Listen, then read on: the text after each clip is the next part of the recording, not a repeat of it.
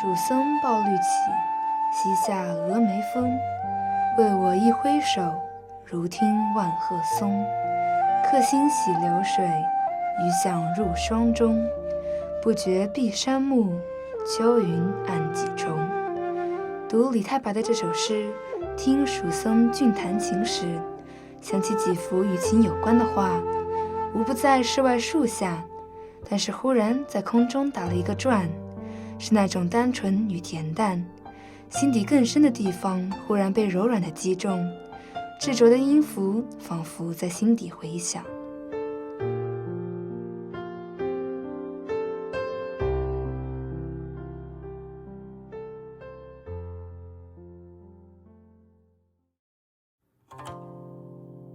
自古文人墨客，琴棋书画诗酒茶，以琴为尊。古琴是我国最古老的弹拨乐器，是国乐之精粹。伏羲制琴、神农制琴的故事由来已久。诗经中的窈窕淑女，琴瑟友之，反映了琴和人们生活的密切联系。可见3000多年前的周代，琴已经流行，慢慢成为传统高雅艺术的代表乐器，其意义与价值远远超出了一般的传统音乐。和其他学术领域一样，古琴文化也存在多种艺术观点和演奏风格迥异的名家。琴家雅集甚多，提起闽派，必然想起李玉贤先生，他是当代著名古琴家。由老先生打谱演奏的《风云际会》一亮相就得满堂彩，之后又是近30年耕耘，终使闽派在古琴界拥有重要地位，后人因此尊他为闽派琴宗。这个老先生呢，确实是因为时间在一起比较久了嘛，确实特别有感情，真的就像家人一样。而且老先生的那个性格呢，特别有意思，有的时候就像那个小孩一样，上起课来当然是非常严厉的，很多学生都经常被批评的都掉眼泪了，就这种的严厉到这个程度的。李荣是李玉贤先生众多弟子中入门年纪较大的一位。20多年前，30余岁的李荣机缘巧合间拜入李玉贤先生门下，在老师的精心教授下，他的琴音中也可见李老先生韵中含情、凝神入画的神韵。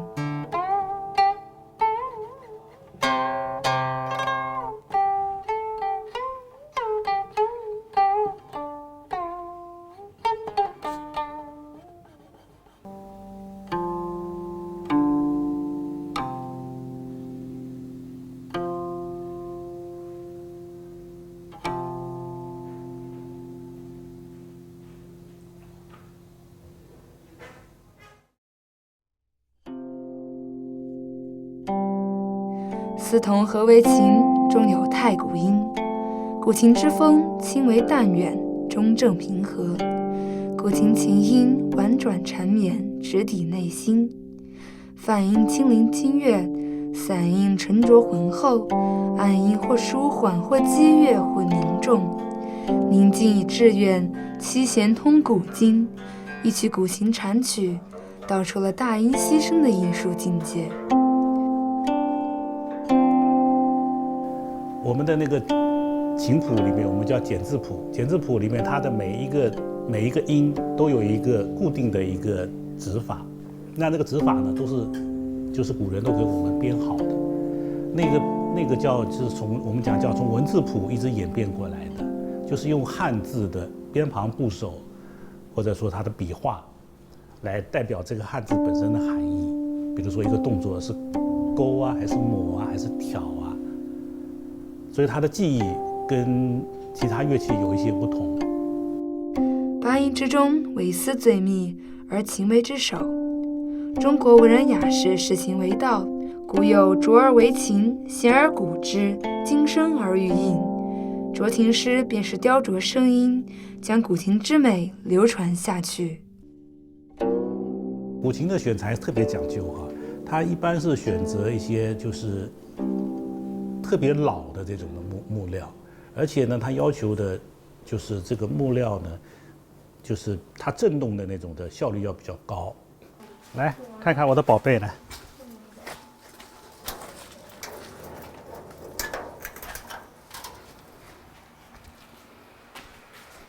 来，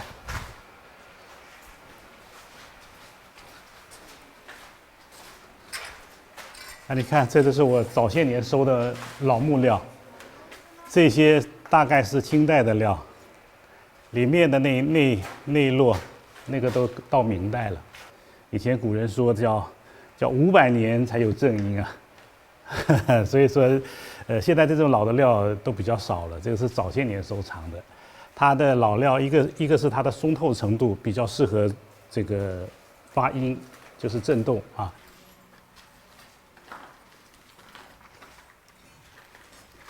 没事的时候就来看一看这些老材料，就特别开心。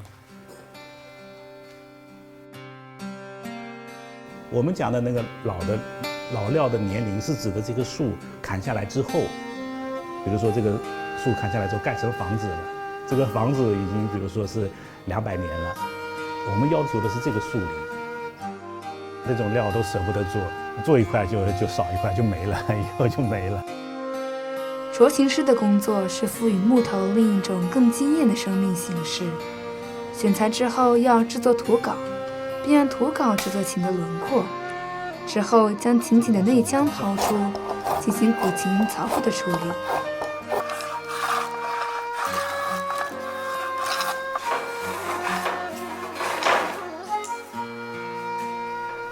里面叫覆槽，把它挖好之后呢，就把刚才的这个准备好的底板，你看哈，这底板跟面板，用那个大气把它交合起来。交合起来以后，它的一个琴的这个整个的，相当于是一个音箱嘛，它的这个腔体就形成了。交好之后，就变成一个叫琴，一个很完整的一个琴啊。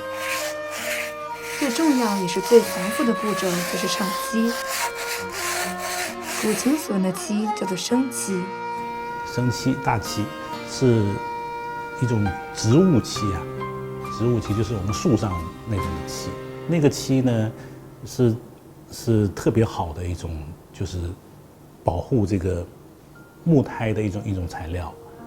这个是磨好的，就是鹿角霜啊，粉末状的鹿角霜。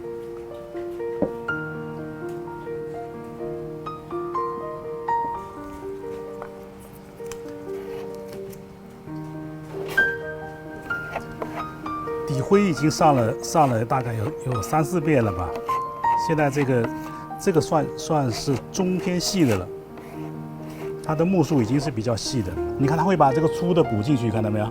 这下面的比较粗糙的，然后把这个细的再补进去，然后越补越平，越补越平，最后就平掉了。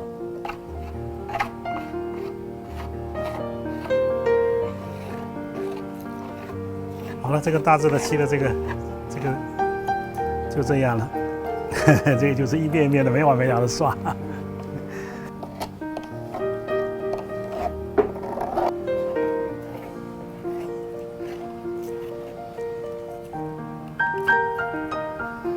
好了，现在这个面漆这一遍好了，然后放到印房里面去，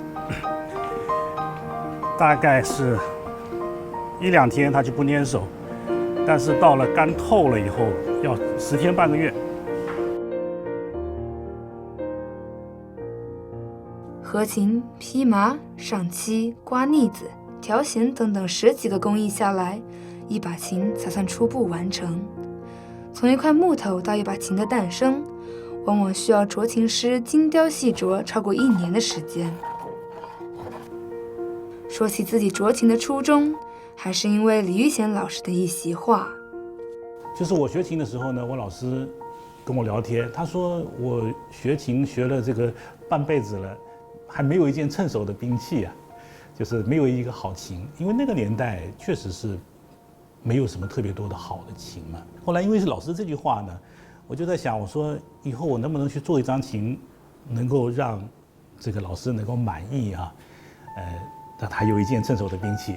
一直到最后，就是我老师去世之后，都没有做到一个特别好的东西给他。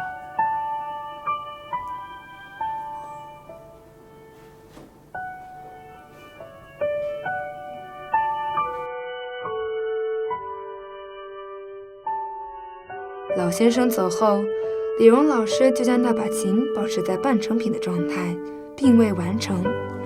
每每看到这张琴，李荣老师便会想起先生的谆谆教诲和他的真性情。慢慢一晃18年过去，李荣老师也成了被许多学生喜欢尊敬的老师。那份生命中的偶然终成命中注定。他期待经过本人的努力，让这门传统的艺术始终传承下去。这2年学琴的学生越来越多了嘛，这个大家了解的人也多了。我从来都没有担心过这个古琴会没有人学哈。像在03年，古琴我们被那个联合国教科文组织定为我们叫非遗嘛，世界性的这个非遗，非物质文化遗产。而且现在包括现在很多年轻人都在学习哈，甚至还有一些小孩那个都开始在学习古琴了。所以说这个问题不需要担心了。过去的中和至美蕴集了无量的未来。古琴这一古老的乐器，从3000年前至今，在神州世代子孙手里走过浮浮沉沉的一路。它的清婉与激越，其意韵刚柔兼备，中正平和，如谦谦君子，温润如玉，如切如磋，如琢如磨，必历经抚阅，方成大器。